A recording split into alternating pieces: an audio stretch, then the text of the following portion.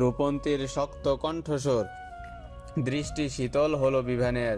কিঞ্চিত সময় নিয়ে সে তাকিয়ে রইল রূপন্তীর পানে, অতঃপর খাওয়ায় মনোযোগ দিয়ে বলল, তুমি মানো নাকি মানো না তাতে আমার কিচ্ছু যায় আসে না।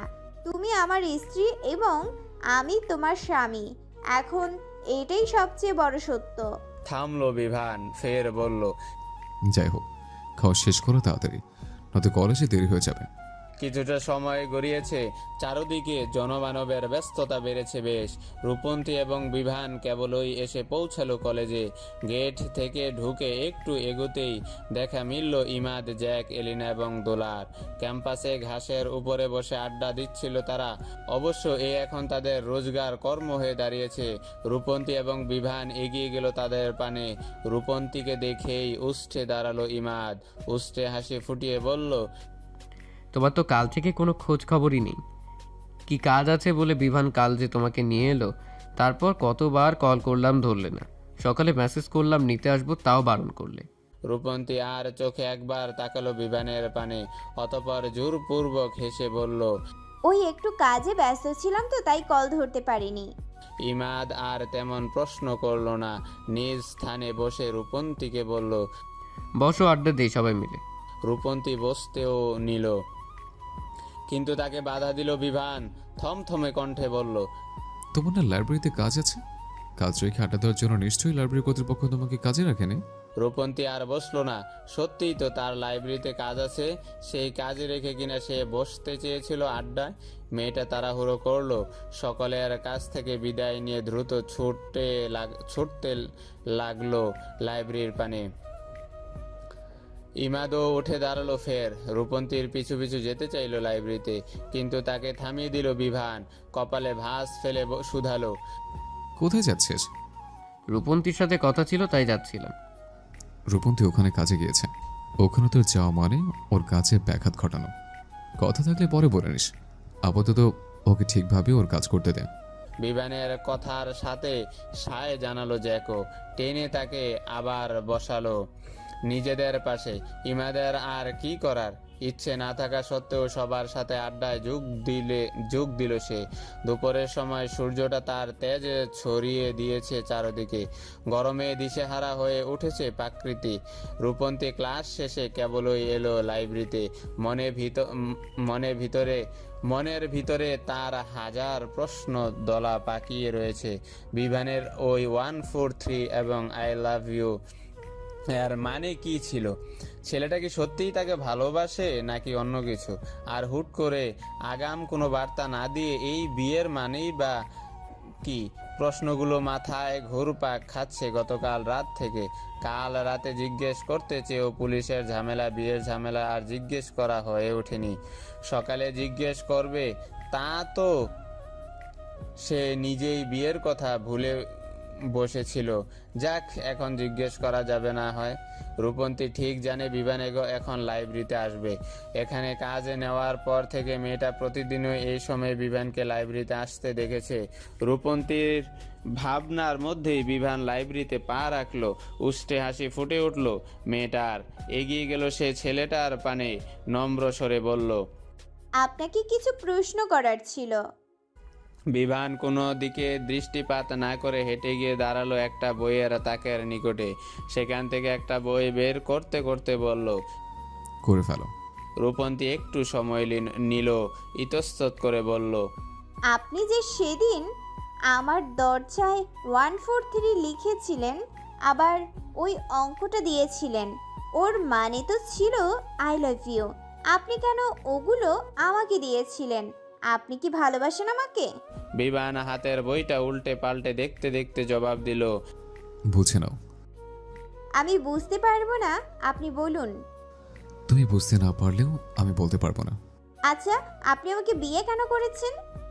এই মুহূর্তে দাঁড়িয়ে বিভানের কাছে এই প্রশ্নটা অযৌক্তিক লাগলো। যেখানে সে তার বক্তব্য দ্বারা বুঝিয়ে দিয়েছে সে ভালোবাসে রূপন্তীকে, সেখানে বিয়ে কেন করেছেন? এমন একটা প্রশ্ন নিতান্তই ভিত্তিহীন। অবশ্যই ভালোবাসে বলেই বিয়ে করেছে। বিভান আর এই প্রশ্নটার উত্তর দেওয়ার প্রয়োজন বোধ করলো না। হাতের বইটা ওই তাকে রেখে সে এগিয়ে গেল অন্য তাকের পানে। রূপন্তীও এলো তার পিছু পিছু অস্থির হয়ে বলল, আমি কিছু জিজ্ঞেস করছি বিভান ভাই, উত্তর দিন। বিভান এবারেও চুপ রইল, উত্তর দিল না কোনো। মেজাজ বিগড়াল রূপন্তীর। কতক্ষণ ধরে সেই লোকটার পিছু পিছু ঘুরছে, অথচ এই লোক তাকে পাত্তাই দিচ্ছে না, কোনো প্রশ্নের উত্তর দিচ্ছে না। মেয়েটা কটমট করলো, মৃদু স্বরে চেঁচিয়ে বলল, বিভান ভাই। বিভান ঘাড় বাঁকিয়ে তাকালো লাইব্রেরিতে থাকা সিসি ক্যামেরার পানে।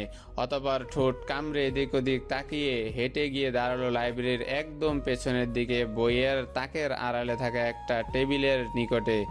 লাইব্রেরির এই স্থানটি সিসি ক্যামেরার তেমন দৃশ্যমান নয়, আর সেই সুযোগটা কাজে লাগালো বিভান। রূপন্তীকে ডেকে বলল, এদিকে এসো। রূপন্তী টেবিলের পাশে গিয়ে দাঁড়ালো, থমথমে কণ্ঠে জিজ্ঞেস করলো, কি? এখানে উঠে বসো। কেন? উঠে বসো আগে। রূপন্তী উঠে বসলো টেবিলে। কিছু বুঝে ওঠার আগেই তার পানে ঝুঁকে গেল ছেলেটা। আলতোভাবে মেয়েটার গালে চুমু খেয়ে বলল, ডোন্ট কল মি ভাইয়া, আই এম অনলি ইয়োর ছাইয়া। রূপন্তী হক চকালো, এটা কি হলো? বিভান তাকে চুমু খেয়েছে, আবার বলছে ছাইয়া। মেয়েটার হৃদস্পন্দন গাঢ় হলো, হাঁসফাঁস করে উঠল মুহূর্তেই। দ্রুত টেবিলের উপর থেকে নেমে যেতে চাইল সে, কিন্তু বিভান নামতে দিল না। দুই পাশ থেকে দুই হাত দিয়ে আটকে দিল মেয়েটাকে। কানের কাছে মুখ নিয়ে ফিসফিসিয়ে বলল, হিসেব রেখো, এটা আমার তরফ থেকে তোমাকে দেওয়া প্রথম চুমু। রূপন্তী অতটা ভাবল না, ফট করে উত্তর দিল, এটা দ্বিতীয়। এর আগেও আপনি আমাকে চুমু দিয়েছিলেন। বিভানের উষ্ঠে শুকনো হাসির রেখা ফুটে উঠল। মেয়েটার সাথে সে আরেকটু ঘনিষ্ঠ হয়ে শুধালো। কিভাবে দিয়েছিলাম? রূপন্তী অপ্রস্তুত হলো, কি বলতে সে কি বলে ফেললো। অবশ্যই ইদানিং তার মুখটা কেমন লাগামহীন হয়ে উঠেছে, যখন তখন মুখ থেকে যা খুশি বের হয়ে যায়। এলোমেলো দৃষ্টি ফেললো মেয়েটা, আমতা আমতা করে বলল, জানি না, আপনি হাত সরান, আমি নিচে নামবো। বিভান কিঞ্চিত সময় নিয়ে তাকিয়ে রইল রূপন্তীর পানে। অতপর হুট করেই সে নিজের ঠোঁট দুটো বসিয়ে দিল রূপন্তীর কোমল ঠোঁটে, মোলায়েম ভাবে একটা চুমু খেয়ে বলল, এভাবে দিয়েছিলাম নিশ্চয়ই। কেন, তুমি চেয়েছিলে আমি সব ভুলে যাই? রূপন্তী অপ্রস্তুত হলো, লাজে রাঙ্গা হলো তার গাল দুটো। ছেলেটা আবার তার ঠোঁটে চুমু খেয়েছে, আবার কেমন করে কথাও বলছে। বিভান তো এমন ছিল না, সকাল পর্যন্ত তো ভদ্র সভ্য এবং সুশীল এক পুরুষ ছিল। এখন এর কি হলো? হঠাৎ এত নির্লজ্জ হয়ে কেন উঠলো? এলোমেলো দৃষ্টি ফেলল রূপন্তী, দুই হাত তুলে ঠেলে নিজের থেকে সরিয়ে দিতে চাইল বিভানকে। হাঁসফাঁস করে বলল, আপনি আমার থেকে দূরে সরুন, আমার অস্বস্তি লাগছে ভীষণ। বিভান হাসলো, আবার ঝুঁকে চুমু খেলো মেয়েটার কানের নরম লতিতে। ফিসফিসিয়ে বলল, অস্বস্তিকে কাবু করতে শেখো বেব। আমি এখন থেকে প্রতিটি মুহূর্তে তোমার অস্বস্তির কারণ হব। পারবো না, আপনি দূরে সরুন। রূপন্তী দূরে সরে যেতে চাইল। বিভান তৎক্ষণাৎ হাত বাড়িয়ে কোমর চেপে ধরল মেয়েটার, টেনে আনলো নিজের দিকে। আলতোভাবে তার নাকের ডগায় চুমু খেতেই তেতে উঠল রূপন্তী। রুক্ষ কণ্ঠে বলল, সমস্যা কি? কথায় কথায় চুমু খাচ্ছেন কেন? ভালো লাগছে তাই। আর একটা চুমু খেলে কিন্তু আমি আপনার মুখ ভেঙে দেব বলে দিলাম। বিভান হাসলো, মেয়েটার সাথে আরেকটু ঘনিষ্ঠ হয়ে বলল, তবে আমি সেই ভাঙা মুখ নিয়ে তোমার চুমু দেব। আপনি কিন্তু এখন আপনার সীমা অতিক্রম করছেন। বিভানের দৃষ্টি শীতল হলো, বেশ শান্ত স্বরেই জবাব দিল, সীমা অতিক্রম করার জন্য তো ঝামেলা করে বিয়ে করেছে, নয়তো এত ধৈর্য চালিয়ে বিয়ে করার কি দরকার ছিল? আপনি একটা... কথাটা আর সম্পূর্ণ করতে পারল না রূপন্তী। তার আগেই শোনা গেল ইমাদের কণ্ঠস্বর। ছেলেটা বেশ রুক্ষ স্বরে শুধালো, এখানে কি হচ্ছে? হকচকিয়ে উঠল রূপন্তী। তৎক্ষণাৎ সে ধাক্কা মারল বিভানকে। বিভানও আর জোর করল না, রূপন্তীকে ছেড়ে দাঁড়ালো সোজা হয়ে, ভ্রু কুঁচকে শুধালো, তুই এখানে কি করছিস? ইমাদ উত্তর দিল না। বুকের ভেতরটা তার জ্বলে যাচ্ছে ভীষণ। মনে হচ্ছে যেমন হৃৎপিণ্ডটা কেউ তীব্র বেগে খামছে ধরেছে। ক্লাস শেষে রূপন্তীর সাথে দেখা করতে লাইব্রেরিতে এসেছিল ইমাদ, কিন্তু লাইব্রেরির সম্মুখ ভাগে মেয়েটাকে না দেখতে পেয়ে খুঁজতে খুঁজতে পেছনের দিকে চলে এসেছিল সে। আর এখানে এসে যা দেখলো তাতে এই মুহূর্তে নিজের পায়ের উপরে দাঁড়িয়ে থাকাই দায় হয়ে পড়েছে ইমাদের। অজানা ভয়ে শরীর কাঁপছে থর থর করে, কষ্ট হচ্ছে ভীষণ। এ কি দেখলো সে? বিভানকে রূপন্তীকে চুমু খেতে না দেখলেও দুজনকে কাছাকাছি দাঁড়িয়ে থাকতে দেখেছে ইমাদ। কেন তারা এতটা কাছাকাছি দাঁড়িয়েছিল? কি সম্পর্ক এদের দুজনের মধ্যে? তবে কি বিভান আর রূপন্তী কোনো সম্পর্কে জড়িয়েছে? কলিজা কাঁপলো ইমাদের, অস্থির হয়ে শুধালো। তোর এখানে একসাথে কি করছিলি? বিভান উত্তর দিবে তার আগেই মুখ খুলল রূপন্তী। আমতা আমতা করে বলল, বই বই গুছিয়ে রাখছিলাম তাকে। এতটা কাছাকাছি দাঁড়িয়ে তাকে বই রাখছিলে? রূপন্তী অপ্রস্তুত হলো, লজ্জাও পেল ভীষণ। ইমাদ ঠিক কতটা দেখেছে জানা নেই তার, তবে একজন পুরুষ একজন নারীকে চুমু খাচ্ছে বা তার কাছাকাছি অবস্থান করছে এমন দৃশ্য অন্য কারো দেখে নেওয়ার বিষয়টা যে কোনো মেয়ের নিকটই অস্বস্তিদায়ক। রূপন্তী বিষয়টা ঘুরিয়ে নিতে চাইল, ইতস্তত করে জবাব দিল, ওই উপরের তাকে বই রাখতে গিয়ে পড়ে গিয়েছিলাম তো, তখন ধরে নিয়েছিলেন উনি। ইমাদের কথাগুলো বিশ্বাস করতে কষ্ট হলো, তবু সে নিজেকে সান্ত্বনা দিল। হতেও পারে রূপন্তীর কথাই সত্যি।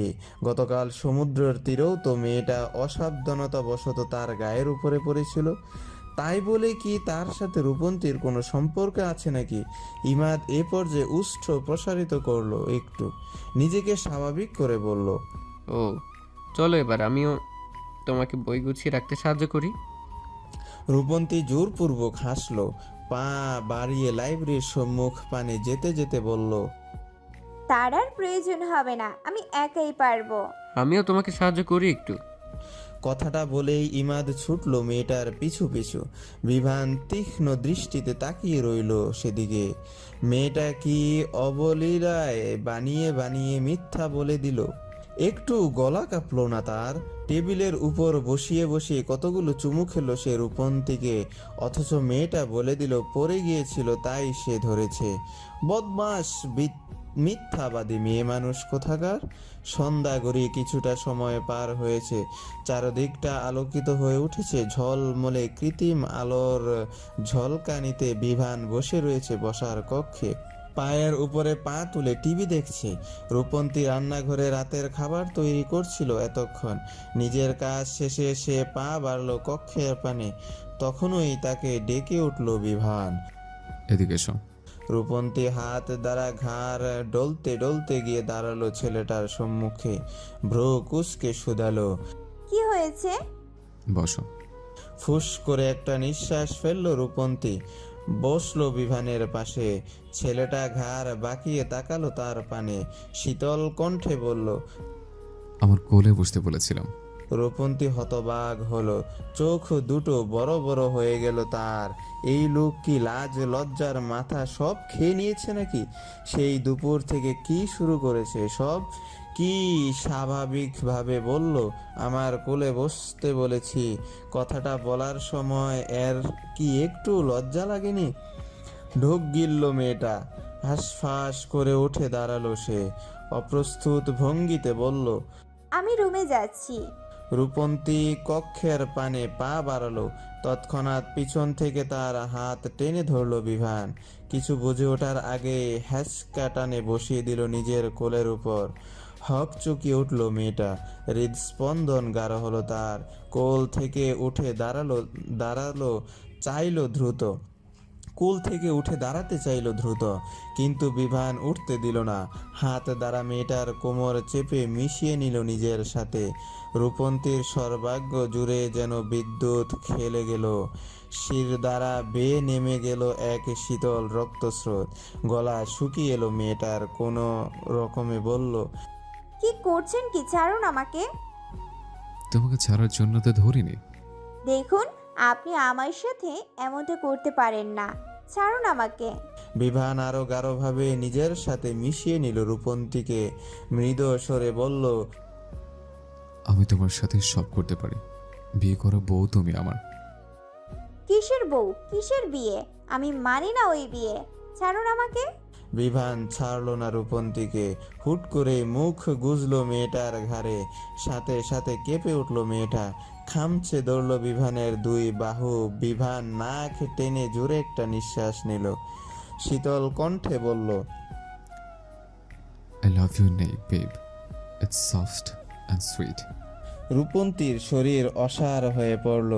একে তো এই প্রথম সে কোনো পুরুষের সান্নিধ্যে এসেছে, তার উপর অজানা এক অনুভূতি ঘিরে ধরেছে তাকে। এই অনুভূতিকে সে ঠিক কি বলবে ভেবে পাচ্ছে না। খারাপও লাগছে না, আবার ভালোও লাগছে না। রূপন্তী চাইলেও বিভানকে সরিয়ে দিতে পারছে না নিজের থেকে, অথচ হিসেব অনুযায়ী এমন ব্যবহারের কারণে ছেলেটাকে 2-4টা থাপ্পড় মারার কথা ছিল তার। কেন এমন হচ্ছে? তবে কি রূপন্তীর অজান্তেই তার হৃদয়ে বিভানের জন্য কোনো অনুভূতি বাসা বেঁধেছিল, যে অনুভূতি এই মুহূর্তে তাকে বিভানকে ঠেলে সরিয়ে দিতে বাধা দিচ্ছে? রূপন্তী নিজের আখিদ্বয় বন্ধ করে নিল। জোরে জোরে কয়েকটা নিঃশ্বাস নিতেই শব্দ পেল কলিং বেলের। কেউ এসেছে তাদের বাড়িতে। লাগাতার কলিং বেল বাজিয়ে যাচ্ছে। মেয়েটা তড়াক করে চোখ দুটো খুলল, আমতা আমতা করে বিভানকে বলল, এবার তো ছাড়ুন, কেউ এসেছে, দরজা খুলতে হবে। বিভান বিরক্ত হলো। এই সময় আবার কে এলো? বউর সাথে একটু একান্তে সময় কাটাচ্ছিল, এর মধ্যেই আসতে হলো এদের। বিভানের হাত আলগা হলো। রূপন্তী যেন হাফ ছেড়ে বাঁচল। ছেলেটার কোল থেকে উঠে গিয়ে দরজাটা খুলতে চোখের সম্মুখে দৃশ্যমান হলো ইমাদ, জ্যাক, এলিনা এবং দোলা। প্রত্যেকের 2 হাত ভর্তি সেদিনের ন্যায় বিভিন্ন খাবার, চকলেট এবং পানীয়। আজও বোধহয় পার্টির উদ্দেশ্যে এসেছে এরা। যাক, এদের উছিলায় অন্তত বিভানের হাত থেকে রক্ষা পাওয়া যাবে আজ। ছেলেটা যেমনই হোক বন্ধু বান্ধবের সম্মুখে নিশ্চয়ই কিছু করবে না। জোরপূর্বক হাসলো রূপন্তী, নরম কণ্ঠেই শুধালো, আরে আপনারা এখানে? ইমাদ হাসলো, 2 হাত তুলে খাবারের প্যাকেট গুলো দেখিয়ে বলল, কাল তো সমুদ্রের তীর থেকে বিভান তোমাকে নিয়ে চলে এলো, উপভোগ করতে পারলে না একটু, তাই আজ আমরা তোমাদের বাসায় চলে এসেছি, পার্টি করব সবাই মিলে। রূপন্তী সৌজন্যসূচক হাসলো, ইমাদের কথার সাথে তাল মিলিয়ে বলল, তাহলে এখনো বাইরে দাঁড়িয়ে কেন আপনারা? ভেতরে আসুন তাড়াতাড়ি। ইমাদ, জ্যাক, এলিনা এবং দুলা বেশ উৎফুল্ল ভঙ্গিতেই ভিতরে ঢুকলো। তবে তাদের দর্শনেই মেজাজ বিগড়ালো বিভানের। এরা আবার এখানে কেন এসেছে? কই রাত্রির আধারে বউয়ের সাথে একটু ভালোভাবে সময় কাটাবে তা না, এরা এসে হাজির। বিভান তীক্ষ্ণ দৃষ্টিতেই তাকালো ইমাদ এবং জ্যাকের পানে, গভীর কণ্ঠে প্রশ্ন করলো। তোরা এসছিস কেন? জ্যাক ধপ করে বসে পড়লো বিভানের এক পাশে, হাসি হাসি মুখে বলল, পার্টি করতে। আমার বাড়ি তোদের বার মনে হয় যে রোজ রোজ পার্টি করতে চলে আসিস? ইমাদ বিভানের অন্য পাশে বসতে বসতে বলল, বারবার মনে না হলেও পার্টির জন্য একদম উপযুক্ত জায়গা মনে হয়। আমার বাড়িতে কোনো পার্টি হবে না। পার্টির ইচ্ছে হলে বারে যা। ইমাদ গায়ে মাখলো না বিভানের কথা। এ ছেলে প্রতিবারই এমন কথা বলে, এটা এক প্রকার এর স্বভাব বলা চলে। তাই বিভানের কথার আর কোনো জবাব এবং ছাত্র হিয়ত উঠে দেওয়ার প্রয়োজন বোধ করল না সে। রূপন্তীর পানে ফিরে তাকাইয়ে বলল, পার্টি শুরুর আগে আমাদের একটু চা বানিয়ে খাওয়াও তো রূপন্তী, তোমার হাতের চায়ের যা টেস্ট, একদম মুখে লেগে থাকার মতো। বাকি সবাই সায় জানালো ইমাদের কথার সাথে। রূপন্তী আর না করতে পারলো না, উঠে গেল সে চা বানাতে। বিভান কটমট করলো, সবার পানে একবার তীক্ষ্ণ দৃষ্টিতে তাকিয়ে সেও উঠে গেল রান্নাঘরের পানে। রূপন্তীর পিছু পিছুই ঢুকলো সে রান্নাঘরে, থমথমে কণ্ঠে প্রশ্ন করলো। ওরা কেন এসছে? রূপন্তী চুলায় পাতিল বসাতে বসাতে জবাব দিল, পার্টি করতে। আমাদের গতকাল রাতে বিয়ে হয়েছে। তো বিভান দাঁতে দাঁত চাপলো, কটমট করে বলল, গত রাতেই বিয়ে হয়েছে আমাদের। সেই হিসেবে তোমার আমার আজ একে অপরের সাথে একান্ত সময় কাটানোর কথা ছিল। দুজন দুজনকে জড়িয়ে চুমার বর্ষণ বইয়ে দেওয়ার কথা ছিল। তার মধ্যে এই উটকো ঝামেলাগুলো কেন এলো আমার বাড়িতে? রূপন্তী ভরকে গেল। বিভানের এই হঠাৎ ভুল বদল প্রতি ক্ষণে ক্ষণে ভাবাচ্ছে তাকে।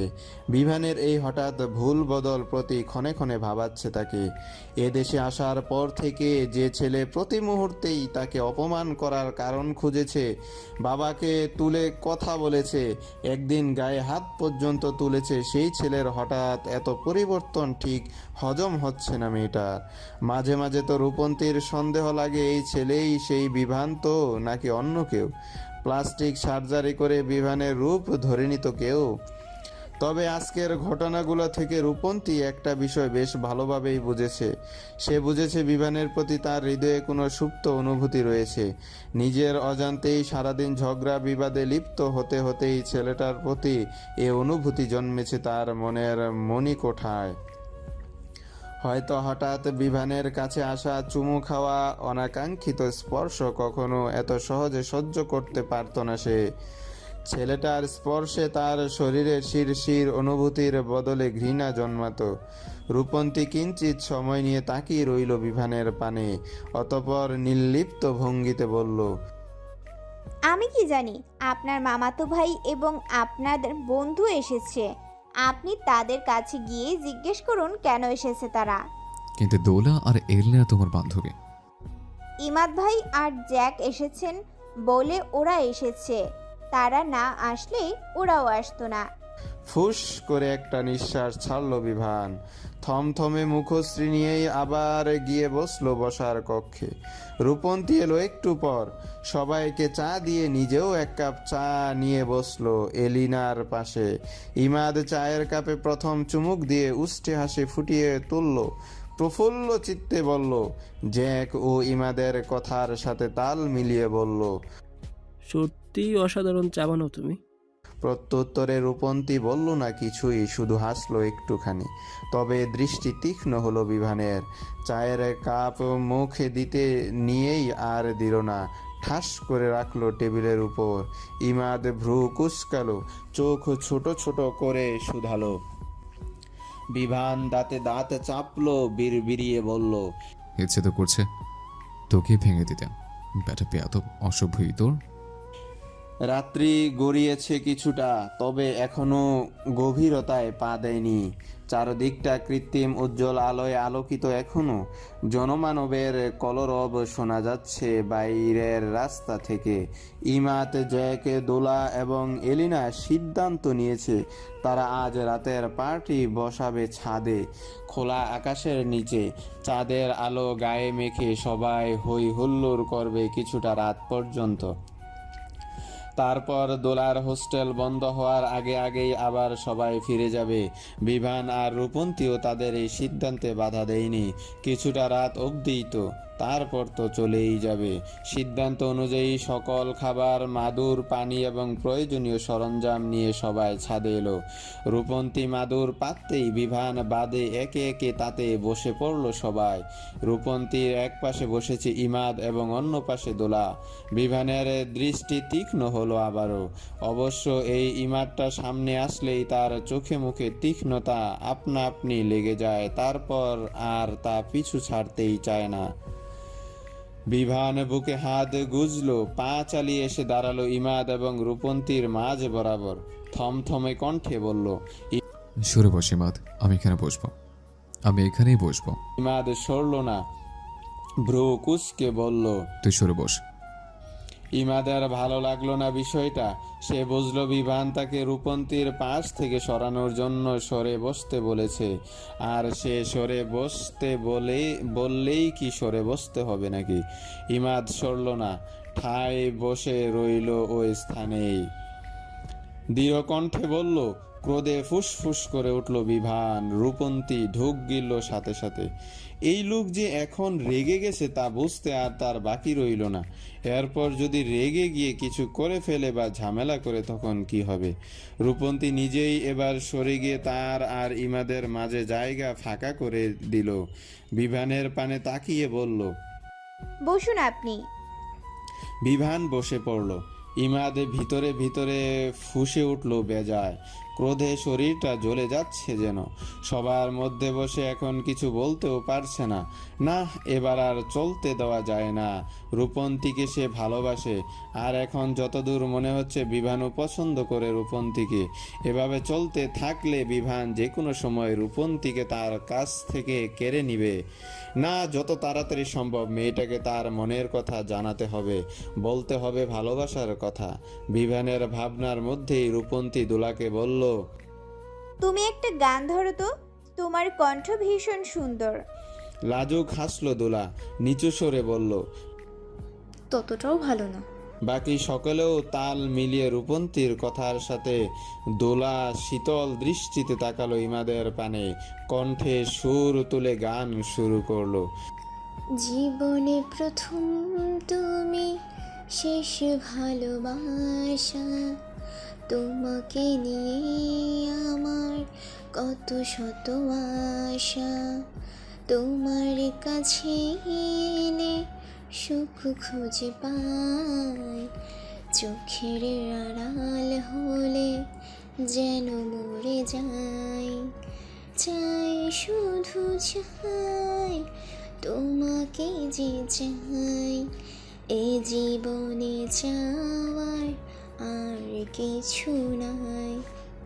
দোলার গানের মধ্যেই পিছন থেকে একটা শক্তপোক্ত হাত এসে চেপে ধরল রূপন্তীর নরম কোমরখানা। হক চকিয়ে উঠল মেয়েটা। না দেখেও সে বুঝলো এটা বিভানের হাত। কিন্তু এতগুলো লোকের মধ্যেই নির্লজ্জ লোকটা এসব কি করছে? রূপন্তীর বুক কাঁপলো। তরিত গরিত সে তাকালো সম্মুখ পানে, চোখ বুলিয়ে পর্যবেক্ষণ করলো সবাইকে। না, আপাতত কেউ তাদের দেখছে না। সবার নজর এখন দোলার পানে। মেয়েটা হাফ ছেড়ে একটু বাঁচলো, কিন্তু দেখতে কতক্ষণ। লোকটার ইদানিং সাহস বেড়ে যাচ্ছে ভীষণ। সবার মধ্যে বসে এসব কি করছে? যদি কেউ দেখে ফেলে তবে কেমন একটা বাজে পরিস্থিতির সম্মুখীন হতে হবে তাদের। রূপন্তী হাঁসফাঁস করে উঠল। সকলের অগোচরে নিজের কোমর থেকে বিভানের হাতটা ছাড়িয়ে দিতে চাইল, কিন্তু পারল না। ছেলেটা আরো শক্ত করে চেপে ধরল রূপন্তীর কোমরখানা। মেয়েটা ঠিক যতবার তার কোমর থেকে বিভানের হাতটা সরিয়ে দিতে চাইছে, ছেলেটাও ঠিক ততবার তার হাত চালিয়ে মোলায়েমভাবে চাপ দিচ্ছে রূপন্তীর পেটে। প্রতিটি চাপে শিরশির করে উঠছে মেয়েটার শরীর। হৃদস্পন্দন আগের তুলনায় গাঢ়। শির দ্বারা বেড়ে নেমে যাচ্ছে অদ্ভুত শীতল এক রক্তস্রোত। এ কেমন অনুভূতি, এ কেমন অত্যাচার! রূপন্তীর নিঃশ্বাস গাঢ় হলো। বিভানের পানে একটু ঝুঁকে ফিসফিসিয়ে বলল, কি করছেন কি? হাত সরান আমার কোমর থেকে। বিভানও একটু ঝুঁকে গেল মেয়েটার পানে। কণ্ঠ খাদে নামিয়ে বলল, তোমার কোমরটা ভীষণ নরম বেব, একদম মাখনের মতো। আমি একটা চমকাতে চাই ওখানে। রুমে চলো। কান গরম হলো রূপন্তীর। যতটুকু হতবাকতা বাকি ছিল সেটুকু পূরণ হয়েছে এবার। এ লোক তো শুধুমাত্র নির্লজ্জ নয়, বরং চরম নির্লজ্জ। কি সব কথা বলছে! নাক মুখ কুচকালো মেয়েটা। চিবিয়ে চিবিয়ে বলল, ছি, অশ্লীল। মানুষ বিয়ে করে অশ্লীল হওয়ার জন্য। যে পুরুষ বিয়ের পর বউয়ের সম্মুখে নিজের শালীনতা ধরে রাখে সে পুরুষ হয়ে গেল। সে পুরুষ হয়ে গেল, অর্থাৎ নারীদের প্রতি কোনো ইন্টারেস্ট নেই। যে পুরুষ বিয়ের পর বউয়ের সম্মুখে নিজের শালীনতা ধরে রাখে সে অপুরুষ হয়ে গেল, অর্থাৎ তার নারীদের প্রতি কোনো ইন্টারেস্ট নেই। আর নয়তো মেয়ের জায়গায় গন্ডগোল আছে। অতি সত্বর তার কলিকাতা হারবারে শরণাপন্ন হওয়া প্রয়োজন। রূপন্তী কটমট করলো, রুক্ষ কণ্ঠে বলল, নির্লজ্জ অসভ্য পুরুষ, কোমর ছাড়ুন আমার। কেউ দেখে ফেললে আপনাকে লজ্জায় না পড়তে হলেও আমাকে লজ্জায় পড়তে হবে। বিভান উষ্ট বাঁকালো। মেয়েটার কোমর ধরে নিজের কাছে টেনে নিতেই দোলার গান শেষ হলো। সবাই হাততালি দিয়ে উঠল। সাথে সাথে জ্যাক হাসি মুখে বলল, বাহ, ভীষণ সুন্দর গাও তুমি।